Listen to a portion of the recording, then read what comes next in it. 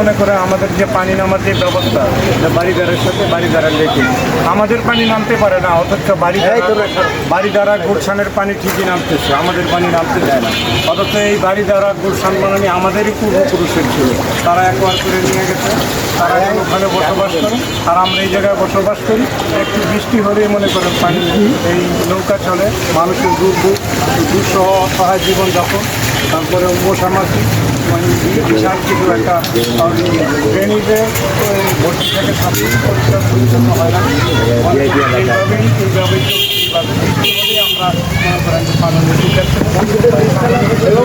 আরেকটু যদি বেশি তাহলে মনে করেন ভর্তিতে আমরা হয়ে যেতে পারি না। আমাদের এরকম অবস্থা এখন মনে করেন মসজিদ আছে, একটা মসজিদরা ঠিক মতো আসতে পারে না, জনবসতি এলাকা এটা আবার এখানে মনে করেন আদিবাসী অধ্যুষিত এরিয়া, তারা চাঁদপুর, এটা সবাই জানে।